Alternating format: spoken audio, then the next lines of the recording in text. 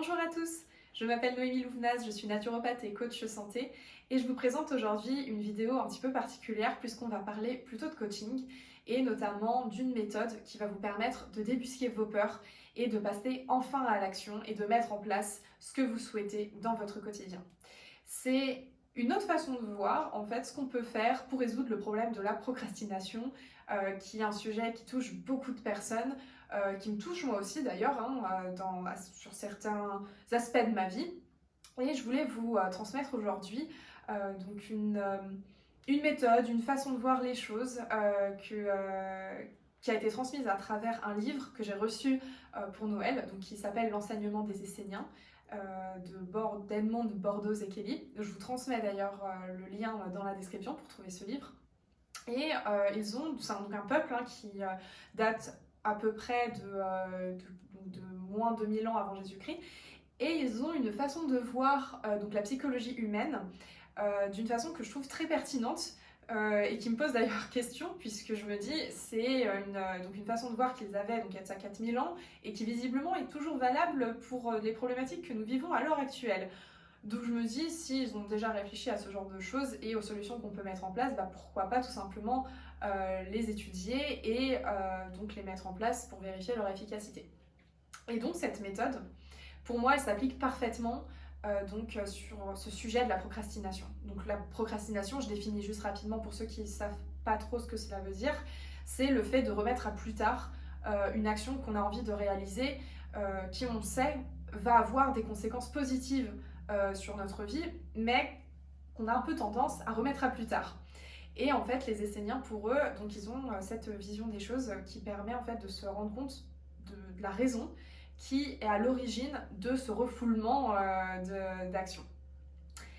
Pour eux, en fait, leur idée, c'est que chaque action ne peut être réalisée que grâce à un outil. Et cet outil, c'est nos sentiments et nos émotions. Pour eux, chaque action que l'on met en place dans notre quotidien n'est motivée que par les sentiments et les émotions que l'on va avoir qui vont nous pousser donc à passer à l'action. Je trouve déjà ce mécanisme assez intéressant en soi, puisque c'est vrai que quand on regarde dans notre quotidien ce qui nous pousse à agir, c'est vrai que bien souvent c'est parce qu'on en a envie, parce qu'on ressent de la joie à le faire, parce que, je sais pas, parce que c'est vraiment, même d'ailleurs pourquoi pas une notion de partage, on a envie de partager ça, c'est moi d'ailleurs ce qui me pousse à faire ces vidéos, de pouvoir vous transmettre des connaissances que vous connaissez peut-être pas, qui vont vous faire évoluer dans votre vision. Donc tous ces sentiments et ces émotions qu'on ressent nous motivent à passer à l'action. Et c'est lorsqu'on passe à l'action que quelque part en fait on consolide notre volonté.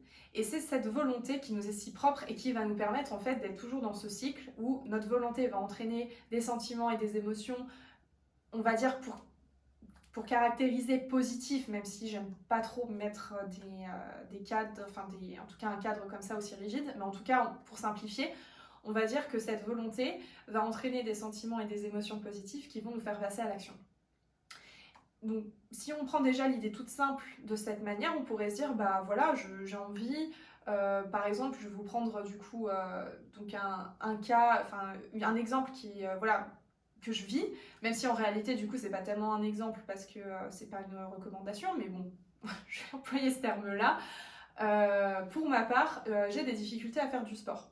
Je sais ô combien c'est important de faire du sport pour préserver sa santé, pour préserver son équilibre, aussi bien sa santé mentale que sa santé physique. Et pour autant, lorsque je dois faire mon sport, eh bien, je me rends compte que c'est pas si évident que ça. Et en fait, quand je réfléchis du coup avec ce prisme-là, donc de quel sentiment ou quelle émotion m'habite pour me permettre de passer à l'action, je me rends compte en fait que finalement, les sentiments et les émotions qui m'animent à ce moment-là me permettent pas de faire mon sport. C'est-à-dire que dans ces moments-là, en fait, je me dis ouais, j'ai la flemme, oh, j'ai quand même bien travaillé aujourd'hui, j'ai pas envie de faire encore quelque chose qui va me pomper de l'énergie. Je préférerais plutôt voilà, rester là, poser, voilà, comme je vous disais, devant un film ou une série. Et donc, en fait, finalement, ce sentiment un petit peu de flemme, de fatigue, du coup, entraîne quoi? La non-action. En tout cas, pas l'action espérée. Je ne vais pas me mettre à faire mon sport. Au contraire, je vais rester sur le canapé devant la télé, alors que c'est pas du tout ce qu'il faut que je fasse, puisque je sais que c'est bénéfique pour moi de faire mon sport. Et donc, en fait, ce sentiment et cette émotion qui va être plutôt basse en termes d'énergie, qui va être plutôt négative, va entraîner en fait une autre action qui n'est pas du tout celle qu'on espérait mettre en place. Et quand du coup j'applique cette façon de penser, justement, hein, qui rentre dans le cadre de la procrastination, on se dit ouais je le ferai plus tard, je le ferai demain, et au final le demain se transforme en jamais. Donc je trouve que c'est vraiment déjà une notion qui est intéressante, et à se demander du coup qu'est-ce qui fait en fait que je ressens ces sentiments de flemme, parce que quelque part c'est une petite histoire hein, qu'on se raconte hein, quand on se dit ouais j'ai déjà assez travaillé, je veux pas me mettre à faire mon sport. En fait on sait que c'est pas du tout la façon de ressentir les choses qui va nous faire passer à l'action. Donc déjà, c'est intéressant pour moi d'aller se demander qu'est-ce qui réellement nous anime. Qu'est-ce qui nous empêche de passer à l'action? Qu'est-ce qui m'empêche de faire mon sport? Est-ce que c'est vraiment le fait de me dire « Ouais, j'ai la flemme, c'est bon, je peux m'autoriser de rester devant mon film ou ma série ?» Ou est-ce que, en fait, quelque part, il n'y aurait pas une peur cachée derrière ça? Parce que souvent, je prends l'exemple de l'activité physique, mais en fait ça peut être n'importe quel autre sujet. Hein. Si je prends notamment par exemple le fait de s'alimenter correctement, en fait on voit concrètement qu'il y a beaucoup de gens savent qu'il faut manger sainement, mais concrètement combien le font réellement? Et donc ça peut être une question de sentiment et d'émotion, que tout simplement ça leur suscite rien du tout de vouloir manger sainement et que du coup ça leur donne pas spécialement envie donc ils le font pas. Mais peut-être qu'il y a d'autres choses en fait derrière tout ça. C'est peut-être pas simplement une question de sentiment et d'émotion, peut-être qu'il y a une peur de se dire si je mange sainement ça veut dire qu'il va falloir que j'achète des produits bio et en fait j'ai pas assez d'argent pour ça, j'ai peur de manquer d'argent pour du coup faire d'autres choses qui me plaisent. Ça peut être, je prends l'exemple de cette peur-là, mais ça peut être sur bien d'autres sujets. Et donc je me dis que c'est là où c'est intéressant de se poser cette question et de se dire mais de quoi est-ce que j'ai vraiment peur pour faire cette action? Et tout de suite, on peut du coup se rendre compte finalement de quel sentiment ça va entraîner. Et parfois, en fait, ces sentiments sont pas du tout avérés, sont pas du tout concrets, puisque si je prends cet exemple du coup de manger bio et de se dire qu'on va manquer d'argent, peut-être qu'en réalité, quand vous allez commencer du coup à acheter bio, et des légumes, des fruits, tout ça, donc qui va être plutôt qui va être bio et qui va être plus cher que des produits issus de l'agriculture conventionnelle bourrés de pesticides, en fait, vous allez peut-être vous mettre dans une démarche de maintenant que je dédie de l'argent pour ça, en fait, c'est de l'argent que je ne dédie plus à acheter des gâteaux, des bonbons, des pâtisseries, et au final, vous n'allez pas manquer d'argent.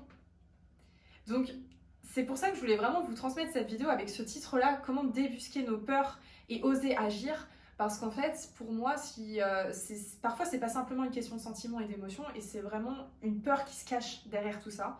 Et c'est intéressant de se poser la question et de se dire, mais ouais, de quoi est-ce que j'ai réellement peur en fait? Qu'est-ce qui m'empêche réellement de passer à l'action?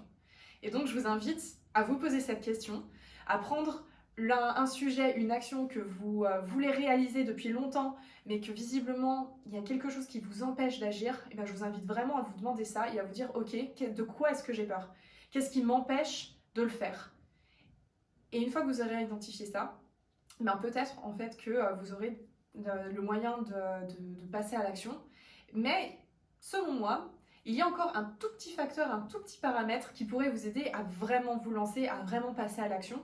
Et c'est ce que nous transmettent aussi les Esséniens, puisque selon eux, ok, nos sentiments nous permettent de passer à l'action et permettent d'entretenir notre volonté, mais selon eux, nos sentiments et nos émotions peuvent être contrôlés grâce à un outil très simple que tout le monde connaît. D'ailleurs, peut-être que vous l'avez deviné, mais je ne vais pas l'exposer ici parce que la vidéo commence déjà à être suffisamment longue et je le présenterai dans une seconde vidéo. Mais vous verrez que chaque sentiment, chaque émotion peut être contrôlée par cet outil. Et qu'en fait, c'est quelque chose de tellement simple et de tellement accessible qu'on oublie complètement d'utiliser cette ressource. Et donc, je vous invite à être patient et à attendre la prochaine vidéo pour le découvrir. N'oubliez pas de vous poser des questions, c'est la clé pour reprendre la maîtrise de sa vie et d'enfin pouvoir oser agir et passer à l'action. Je vous dis à bientôt pour une prochaine vidéo.